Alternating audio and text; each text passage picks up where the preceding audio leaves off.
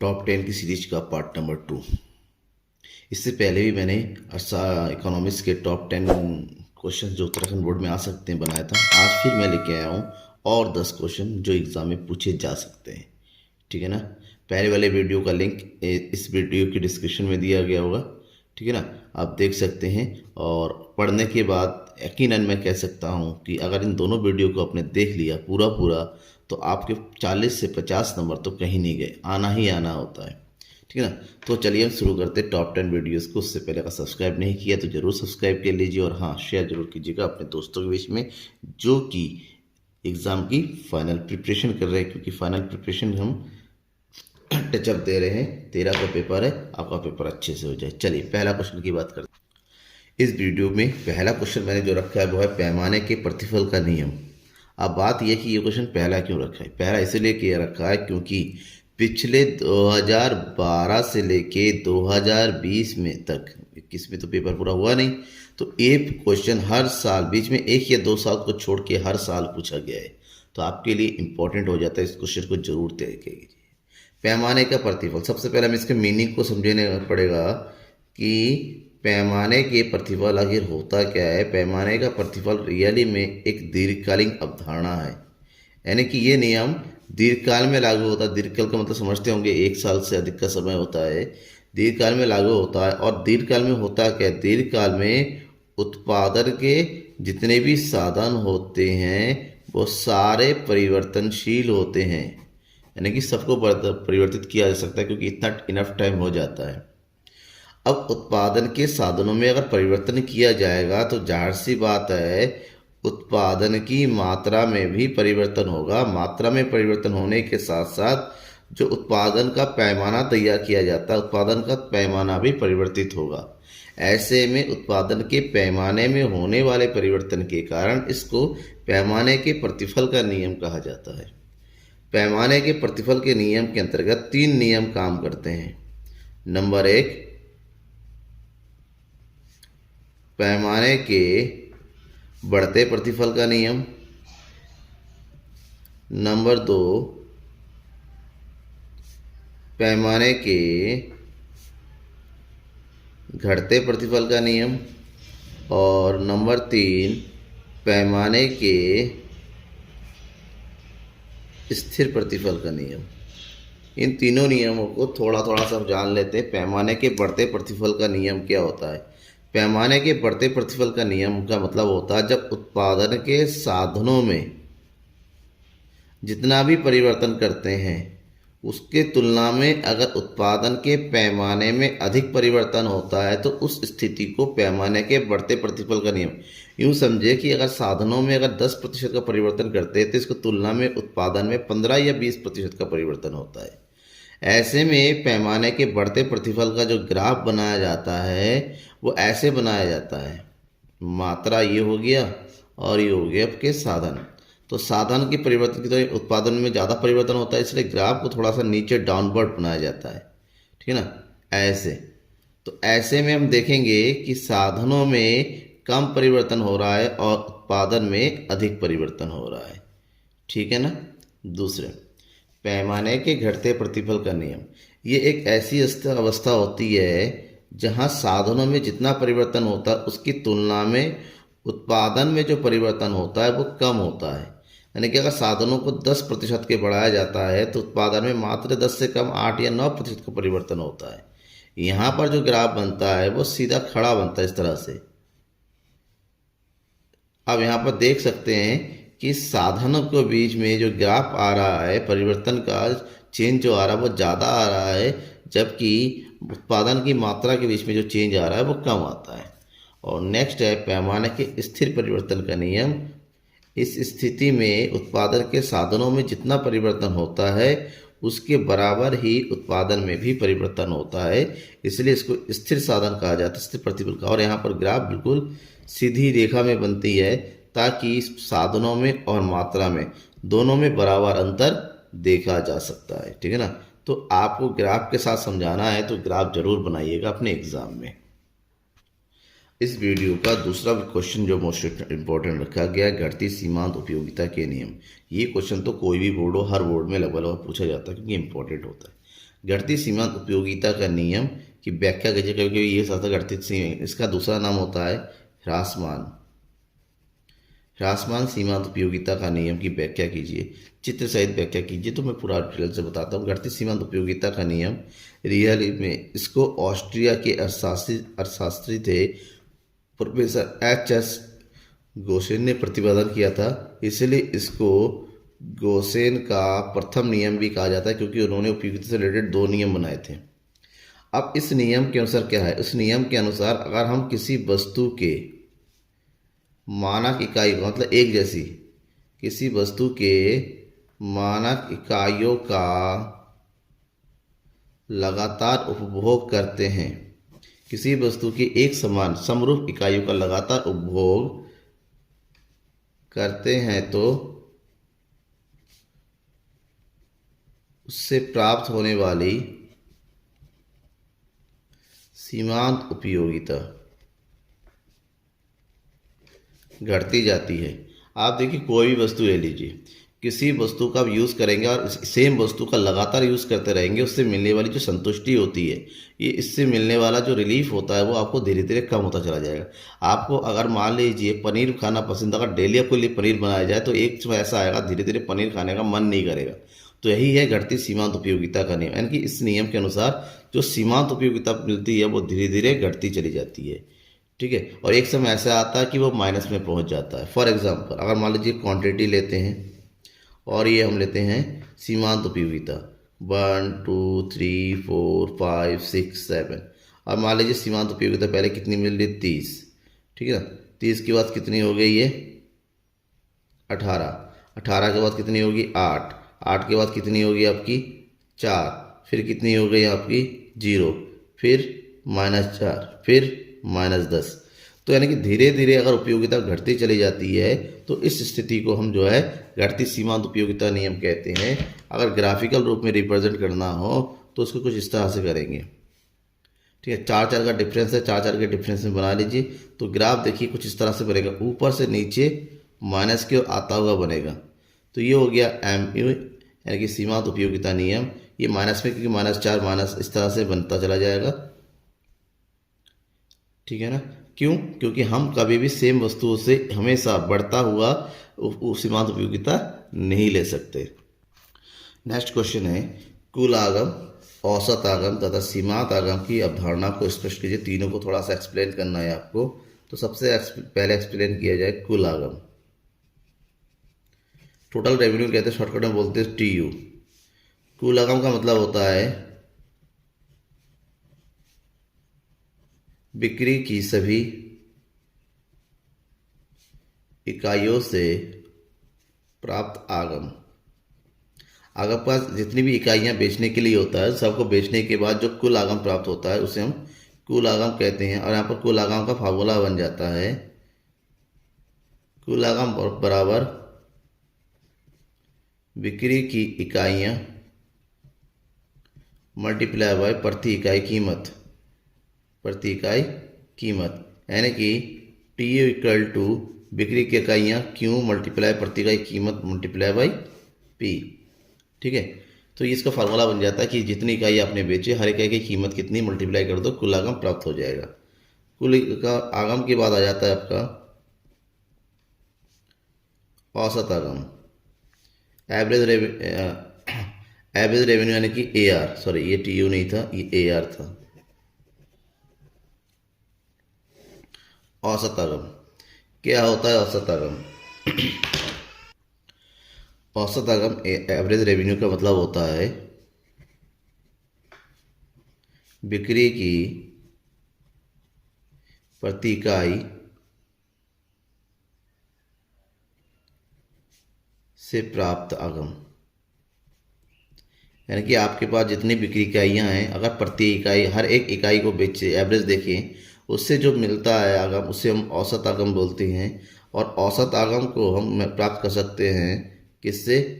कुल आगम को बिक्री की इकाइयों से भाग करने पर, इकाइयों से भाग करने पर प्राप्त आगम। यानी कि यहाँ पर फार्मूला बन जाता है AR equal to TR divided by Q।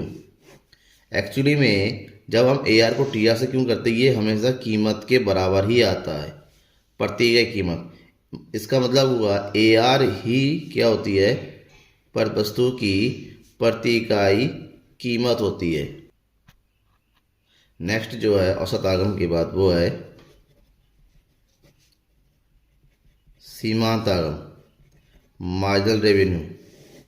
यहाँ पर सीमांत का मतलब क्या होता है, सीमांत का मतलब होता है एक अतिरिक्त, एक अतिरिक्त, यानी कि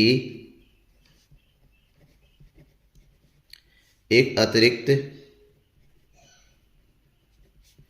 इकाइयों की बिक्री से प्राप्त आगम, यानी कि एक अतिरिक्त इकाई की बिक्री से जो आगम प्राप्त होती है, कुल आगम जो परिवर्तन होता है, उसी को हम सीमांत आगम कहते हैं। और यहाँ पर सीमांत आगम निकालने का तरीका होता है, सीमांत बराबर होता है T R N minus one. इस फॉर्मूले का प्रयोग किया जाता है। क्वेश्चन नंबर 4, उत्पादक संतुलन किसे कहते हैं? उत्पादक के संतुलन की प्रमुख शर्तों को बताइए। उत्पादक का संतुलन, इसको उत्पादक के संतुलन का हम फर्म के संतुलन की भी कह सकते हैं, विक्रेता का भी संतुलन कह सकते हैं, ठीक है ना। क्या होता है, हम सबको पता है कि एक उत्पादक या फिर एक फर्म या फिर एक विक्रेता हमेशा किसके लिए काम करता है, अधिकतम लाभ कमाने के लिए। और यहाँ पर लाभ का फार्मूला क्या हो जाता है, लाभ बराबर हो जाता है आगम माइनस लागत, ठीक है ना। यानी कि जब उसकी आगम अधिक होती है और लागत न्यूनतम होती है और उससे उसकी लाभ की प्राप्ति होती है, तो एक ऐसी स्थिति जब बिक्री की सभी इकाइयों से बिक्री करने के बाद उसका लाभ अधिकतम हो जाता है। यानी कि लाभ अधिकतम होने का मतलब होता है या तो सबसे अधिक लाभ होगा या फिर हानि की स्थिति जो होता है क्या हो जाती है, न्यूनतम होती है। अधिकतम लाभ होगा या न्यूनतम हानि होगी, ऐसी स्थिति को हम उत्पादक के संतुलन की स्थिति कहते हैं।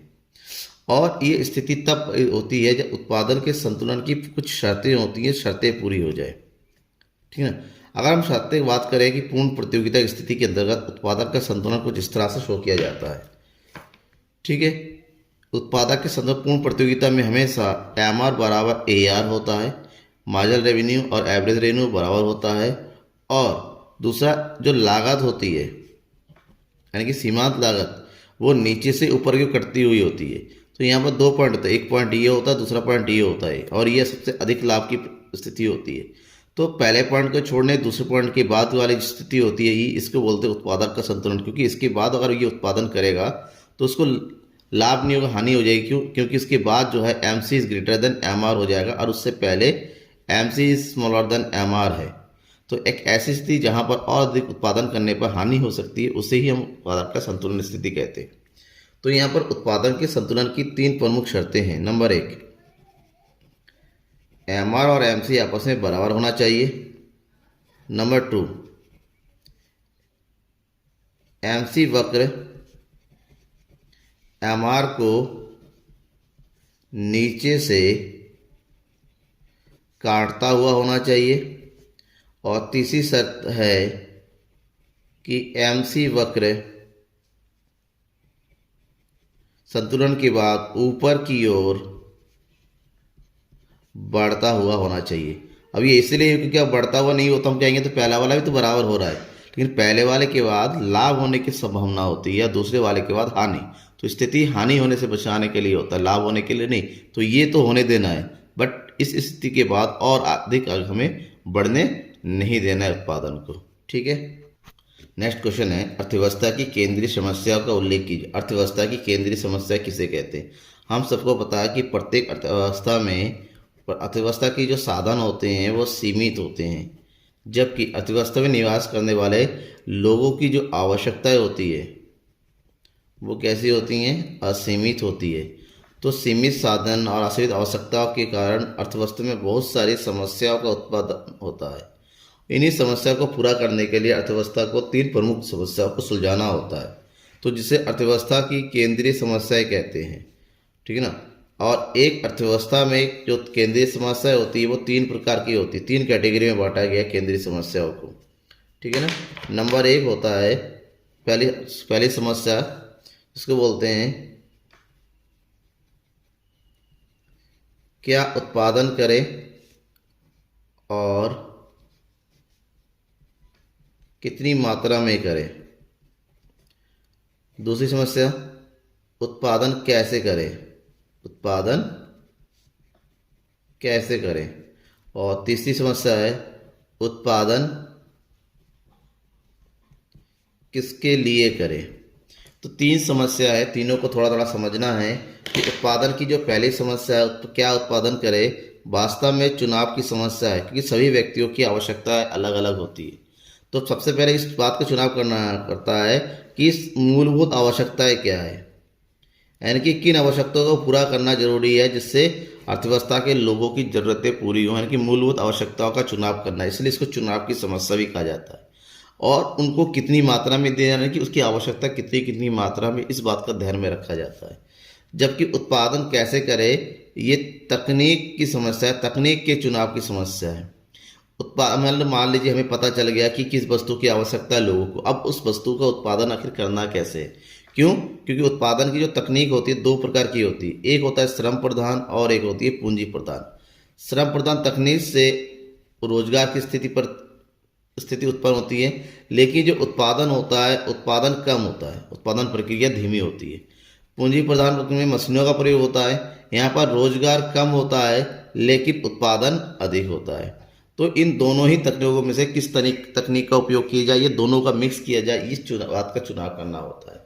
और उसके बाद लास्ट में आते हैं अर्थव्यवस्था में। मान लीजिए उत्पादन तकनीक का चुनाव करके उत्पादन शुरू भी कर दिया गया है, तो बात होती है कि उस उत्पादन किसके लिए कर रहे हैं। ये जो समस्या है वास्तव में ये किसके लिए समस्या है, ये है वितरण की समस्या। ताकि उत्पादन के को समाज के प्रत्येक वर्ग तक, यानी कि आवश्यक वर्ग तक जिसके तक पहुंचना चाहिए, वहां तक उत्पादन का समान वितरण हो। ठीक है ना, यानी कि यहाँ पर वितरण के बारे में बात किया जाता है, एक्सचेंज के बारे में बात किया जाता है, विनिमय के बारे में बात किया जाए कि लोगों तक किस तरह से पहुंचाया जाए। इन तीनों समस्याओं को पढ़ने के बाद ही जब उत्पादन प्रक्रिया में उत्पादन शुरू किया जाता है। क्वेश्चन नंबर 6, आय के चक्रीय प्रवाह से आप क्या समझते हैं। आय का चक्रीय प्रवाह या फिर आय के वर्तुल प्रवाह को भी कहा जाता है। ठीक है ना, आय का चक्रीय प्रवाह क्या होता है, किसी भी अर्थव्यवस्था में जो उत्पादन प्रक्रिया पूर्ण होती है वो वास्तव में अर्थव्यवस्था के विभिन्न क्षेत्रों के आपसी सामंजस्य मतलब आपसी मेल मिलाप से पूरा होता है। यानी कि उत्पादन के लिए जो साधनों की आवश्यकता होती है वो कौन प्रोवाइड करता है, परिवार। परिवारों से फर्मों को उत्पादन के साधन आते हैं, उत्पादन के साधनों का प्रयोग करके फर्में उत्पादन करती हैं, और उत्पादन के बाद जो वस्तुएं और सेवाओं का उत्पादन होता है वो परिवारों के बीच में बेचा जाता है। परिवारों से धन आता है और उस धन का आने के बाद फिर परिवारों के साधनों के लिए साधन भुगतान किया जाता है।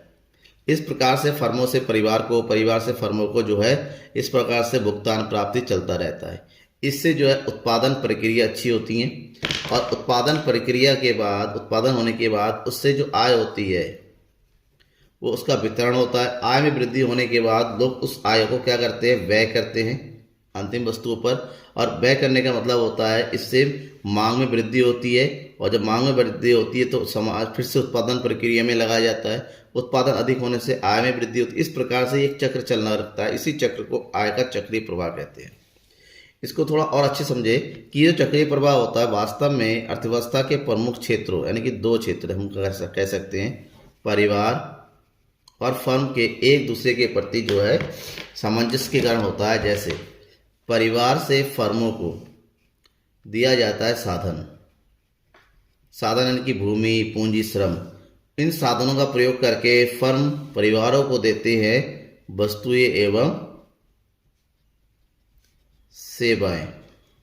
वस्तु सेवाओं का उपभोग करने के बदले परिवार जो है फर्मों को भुगतान करते हैं मौद्रिक भुगतान यानी कि रुपयों में, और इस मौद्रिक भुगतान को प्राप्त करने के बाद फर्म वाले जो है परिवारों को कह देते हैं साधन के बदले में साधन भुगतान करते हैं। जैसे भूमि का प्रयोग के लिए बदले में किराया दे दिया, पूंजी का प्रयोग के लिए बदले में ब्याज दे दिया। तो इस प्रकार से दोनों के बीच में इस तरह का चक्र चलने लगता है, और ये चक्र जो है चक्रीय रूप ले लेता है, इसलिए आय का चक्रीय प्रवाह कहा जाता है इसे।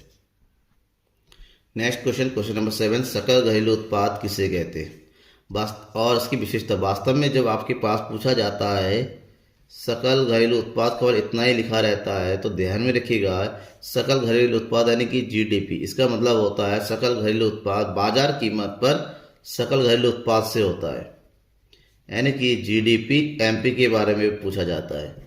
तो क्या होता है बाजार कीमत पर सकल घरेलू उत्पाद या फिर सकल घरेलू उत्पाद, जिसको नॉर्मल जीडीपी बोलते हैं, ग्रॉस डोमेस्टिक प्रोडक्ट। ये होता है कि एक लेखा वर्ष में, एक लेखा वर्ष में किसी देश की घरेलू सीमा के अंतर्गत सभी उत्पादों को, यानी कि उस देश की घरेलू सीमा रहने वाले सभी उत्पादकों के द्वारा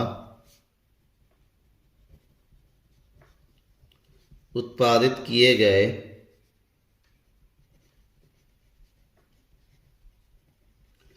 अंतिम वस्तुओं एवं सेवाओं के बाजार मूल्य का योग होता है। यानी कि जितनी भी वस्तुओं सेवाओं का उपभोग किया उत्पादन किया जाता है, उन सबके बाजार मूल्य का योग करें तो उसे सकल घरेलू उत्पाद कहते हैं। इसकी कुछ विशेषताएं होती हैं। सकल घरेलू उत्पाद की विशेषताएं होती है, तो विशेषता में सबसे पहले विशेषता है कि इसके अंतर्गत केवल और केवल घरेलू सीमा के अंदर उत्पादित वस्तुओं एवं सेवाओं के मूल्य को लिया जाता है। ठीक है ना। नंबर 2, इसके अंतर्गत वस्तुओं केवल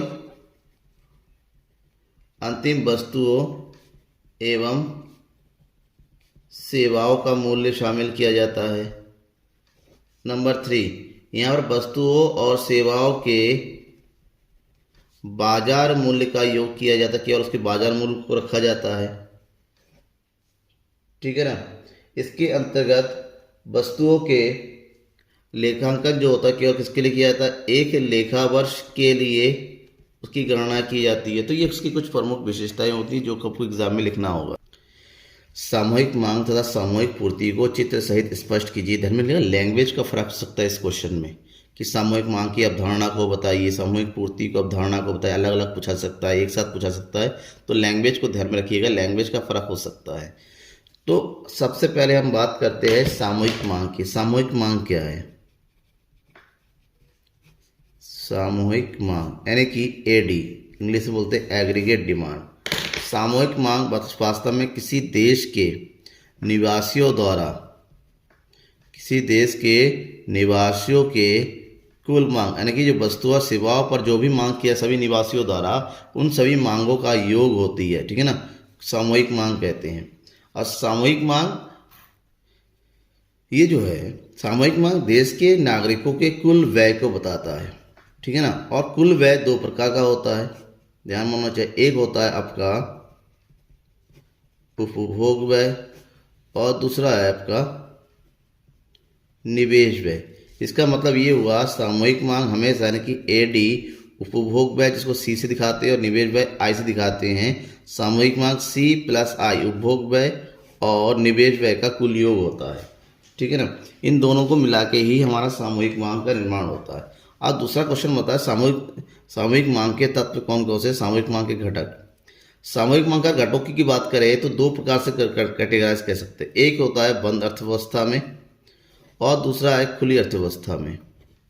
अगर बंद अर्थव्यवस्था की बात करें तो दो ही घटक होते हैं, यानी सी प्लस आई।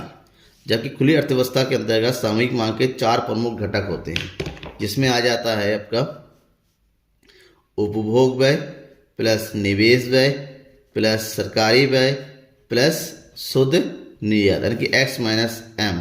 ये होता है एडी का टोटल। इसी को अगर ग्राफिकल रूप में रिप्रेजेंट करना है तो सामूहिक मांग उपभोग चाहे कोई भी हो हमेशा आय के स्तर पर किया जाता है।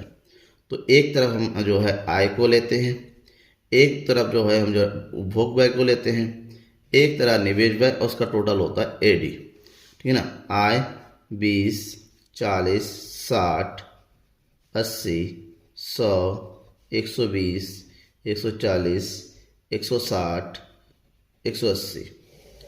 अब उपभोग चाहे आय 0 हो तब भी कुछ ना कुछ उपभोग होता है। 0 स्तर पर भी हम उपभोग मानते कितना है, 40। और उपभोग एक नॉर्मल अर्थमेटिक क्रम में बढ़ता चला था, 40, 50, 60, 70, 80, पहले पहले तो आय कम होती है और उपभोग ज़्यादा होता है, फिर धीरे जो है उपभोग कम हो जाता है, आय में वृद्धि होती चली जाती है। 90, 100, 110, 120, 130।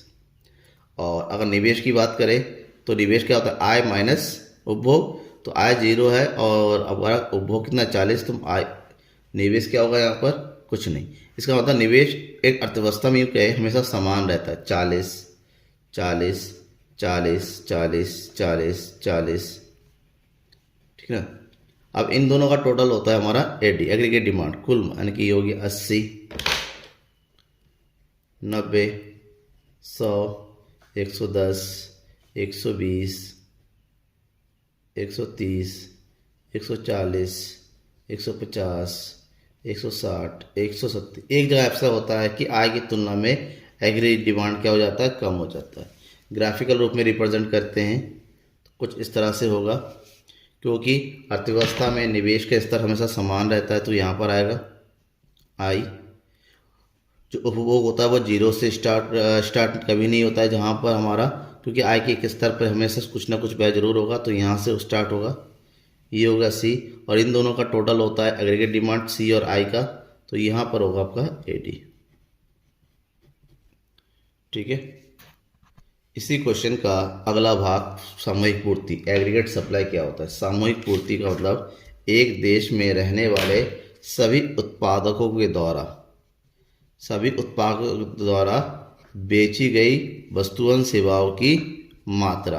और जब एक अर्थव्यवस्था में बेची गई सेवाओं की मात्रा देखी जाती है, हम ये देखेंगे कि एक अर्थव्यवस्था में जितनी भी वस्तु सेवा को बेची जाती है वो उस देश के आय के, जीडीपी के बराबर होती है। तो यानी कि सामूहिक पूर्ति आय के बराबर होती है, that means AS equal to Y.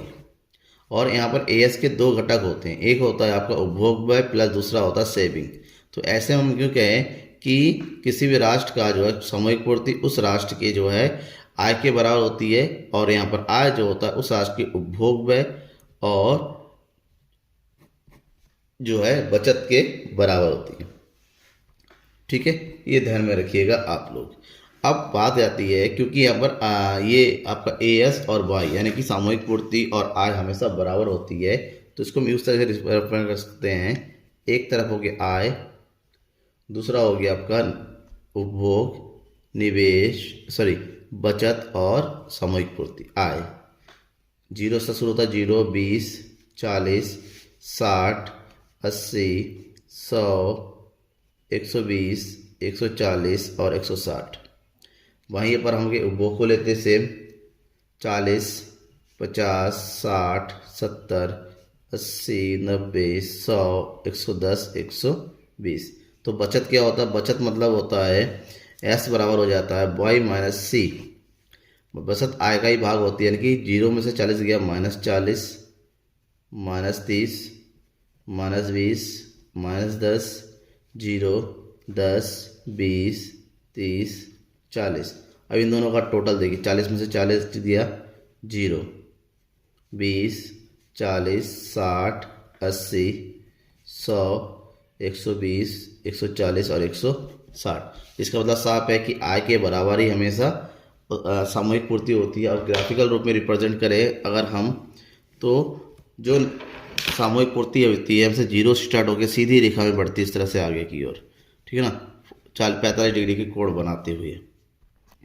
Next question है, बजट किसे कहते हैं, बजट के घटकों को स्पष्ट कीजिए। बजट क्या होता है, एक देश के एक लेखा वर्ष के लिए, यानी कि आगामी लेखा वर्ष के, आने वाले लेखा वर्ष के लिए सरकार के अनुमानित आय एवं अनुमानित व्यय का विवरण बजट कहते हैं। यानी कि एक देश की सरकार देश के विकास के लिए आगामी वर्ष के लिए जो भी आयों का अनुमान करती है और व्यय का अनुमान होती है, उससे जो रिलेटेड जो विवरण होता है उसे हम बजट कहते हैं, ठीक है ना। और बजट के जो है 2 प्रमुख घटक होते हैं। बजट के घटकों की अगर बात करते हैं तो एक तरह होता है बजट प्राप्तियां, जिसको हम आय भी कहते हैं कि बजट रिसिप्ट, और दूसरा होता है बजट व्यय। बजट प्राप्तियां यानी कि बजट से अनुमानित जो प्राप्तियां होने वाली एक वर्ष में उसे बजट प्राप्तियां कहती हैं, और एक देश के अंदर जितने भी खर्च होने वाले थे उसे अनुमानित व्यय कहते हैं, बजट व्यय कहते हैं। जो प्राप्तियां होती हैं ये इसके दो घटक होते हैं, एक होता है राजस्व प्राप्तियां और एक होती हैं आपकी पूंजीगत प्राप्तियां। सेम व्यय के भी दो प्रकार के होते हैं, एक होता है आपका राजस्व व्यय और एक होता है आपका पूंजीगत व्यय। इसको दो कैटेगरी में इसलिए बांटते हैं क्योंकि ऐसे आय जिससे सरकार के जो है संपत्तियों एवं दायित्वों का कोई प्रभाव नहीं पड़ता है उसे राजस्व आय कहते हैं, जबकि जैसे संपत्तियों के या फिर सरकार की संपत्तियां कम होती हैं या फिर दायित्वों का निर्माण होता है उसे हम पूंजीगत आय कहते हैं। जबकि व्यय की बात करें, ऐसे व्यय जिससे सरकार की ना तो संपत्तियां बढ़ती हैं ना ही दायित्व कम होते हैं उसे राजस्व व्यय कहते हैं। पूंजीगत व्यय ऐसे व्यय होते हैं जिससे सरकार की संपत्तियों का निर्माण होता है या फिर दायित्वों में कमी होती है। जो राजस्व व्यय होती है दो प्रकार की होती है, ठीक है ना। एक होता है कर योग और दूसरा होता है गैर कर। कर यानी कि सरकार की वे प्राप्तियां हैं जो कि प्रदेश के नागरिकों द्वारा अनिवार्य रूप से भुगतान करना होता है। करों को दो भागों में बांटा जाता है, एक होता है प्रत्यक्ष कर और एक होता है अप्रत्यक्ष कर। प्रत्यक्ष कर जैसे आयकर हो गया, संपत्ति कर हो गया, निगम कर। अप्रत्यक्ष कर मतलब जैसे जीएसटी है। गैर कर प्राप्ति ऐसी प्राप्ति होती है सरकार को जो कर के अलावा दूसरे क्षेत्रों से प्राप्त होती है, जैसे फीस हो गया, जुर्माना हो गया, रजिस्ट्रेशन फीस हो गया, जब्ती हो गया, ठीक है ना। सरकार की सरकारी कंपनियों से जो प्राप्त होने वाली आय वो हो गई। पूंजीगत प्राप्तियां जैसे सरकार के द्वारा उधार लिया जाता है, सरकार के द्वारा विनिवेश किया जाता है, ये सब पूंजीगत प्राप्तियों में होती हैं। व्यय सरकार के राजस्व व्यय जैसे रक्षा संबंधित व्यय होते हैं, जैसे सरकारी कर्मचारी को वेतन देना होता है, चिकित्सा में किया गया व्यय होता है, शिक्षा पर किया गया व्यय होता है, विभिन्न राज्यों को दिया जाने वाला अनुदान, ये सब राजस्व व्यय में आता है। पूंजीगत व्यय जैसे सरकार के द्वारा ऋणों की वापसी कर दी, ऋणों का भुगतान कर दिया, ठीक है ना, या फिर सरकार ने कहीं पर भवनों का निर्माण कर दिया, सरकार ने जो है कहीं पर किसी कंपनी का निर्माण किया, फैक्ट्री का निर्माण किया, ये सब सरकार के पूंजीगत व्ययों में आती हैं। इस वीडियो का लास्ट इंपॉर्टेंट क्वेश्चन है, क्वेश्चन नंबर 10। भुगतान संतुलन किसे कहते हैं? व्यापार संतुलन तथा भुगतान संतुलन में अंतर स्पष्ट कीजिए। भुगतान संतुलन क्या होता है? भुगतान संतुलन मतलब होता है एक देश के द्वारा शेष विश्व के मतलब विश्व के अन्य देशों के साथ जितना भी अंतर्राष्ट्रीय व्यापार किया जाता है, यानी कि जितना भी आयात या निर्यात किया जाता है, उस आयात निर्यात से संबंधित जो लेखा जोखा तैयार किया जाता है, यानी कि जो उसका जो विवरण होता है, अकाउंटिंग विवरण होता है, उसी को भुगतान संतुलन कहा जाता है। ठीक है, ये भुगतान संतुलन किसी देश में होने वाले सभी प्रकार के सौदे, यानी कि इसमें सभी प्रकार के सौदे आते हैं, चाहे कोई भी हो, सभी प्रकार के सौदों का मतलब होता है इसके अंतर्गत सभी प्रकार की दृश्य वस्तुओं के आयात निर्यात शामिल किया जाता है। इसके अंतर्गत सभी प्रकार की अदृश्य वस्तुओं यानी कि सेवाओं को शामिल किया जाता है। इसमें सभी प्रकार के एक पक्षीय अंतरण को शामिल किया जाता है। इसमें सभी प्रकार के पूंजीगत सौदों को शामिल किया जाता है, लॉन्ग टर्म को शामिल, यानी सभी प्रकार की वस्तुओं का लेखा जोखा जो होता है, जिसका आयात निर्यात किया जाता है एक वर्ष के अंतर्गत, उसे हम भुगतान संतुलन कहते हैं। उसके बाद क्वेश्चन बनता है भुगतान संतुलन तथा व्यापार संतुलन में अंतर बताएं। अगर दोनों के बीच में हम अंतर को देखें, व्यापार संतुलन और भुगतान संतुलन, वास्तव में व्यापार संतुलन भुगतान संतुलन का ही एक भाग है। भुगतान संतुलन का एक क्या है? भाग है।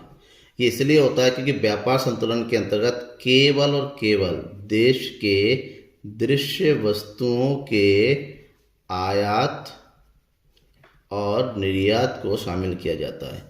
जब भी भुगतान संतुलन जो है संपूर्ण होता है, इसके अंतर्गत सभी प्रकार के सौदे शामिल हो जाते हैं, चाहे वो अदृश्य वस्तु हो, चाहे वो एक पक्षीय अंतरण हो, पूंजीगत हो या फिर दृश्य वस्तु हो। इसमें केवल दृश्य वस्तुएं शामिल होती है, इसमें सभी प्रकार की वस्तुएं शामिल होती। इसका मतलब ये हुआ कि व्यापार संतुलन एक संकुचित कॉन्सेप्ट है, छोटा कॉन्सेप्ट है, जबकि भुगतान संतुलन एक बृहद कॉन्सेप्ट है, यानी कि बड़ा कॉन्सेप्ट है। व्यापार संतुलन का जो संतुलन होता है वो ऋणात्मक भी हो सकता है, ऋणात्मक हो सकता है। ये तब ऋणात्मक हो जाएगा जब देश में दृश्य वस्तुओं का आयात ज़्यादा होगा और निर्यात कम होता है। जबकि भुगतान संतुलन दोहरे लेखा प्रणाली के अनुसार लिखा जाता है, इसमें सभी प्रकार के सौदे होती हैं, इसलिए ये कभी भी ऋणात्मक नहीं होता है, ये स्वतः संतुलित हो जाता है, इसलिए इसको भुगतान संतुलन कहा जाता है। व्यापार संतुलन की अगर गणना करना जाए, अगर व्यापार शेष की गणना, जिसको व्यापार शेष भी कहा जाता है, इसका फार्मूला हो जाता है एक दृश्य वस्तुओं का निर्यात माइनस दृश्य वस्तुओं का आयात। ठीक है ना, इससे हमें व्यापार संतुलन मिल जाता है। तो ये सारे 10 क्वेश्चन आपके एग्जाम के लिए इंपॉर्टेंट है। आप क्वेश्चनों को पढ़िए, समझिए, कोई डाउट तब भी रह जाता है तो मुझे कमेंट बॉक्स में लिख कर जरूर बताएं। उन डाउट को पूरा करने का पूरा कोशिश करूँगा। जब आपका एग्ज़ाम नज़दीक है तो पूरी वीडियो को देख के मुझे कमेंट बॉक्स में ज़रूर कमेंट कीजिएगा। Thank you everyone.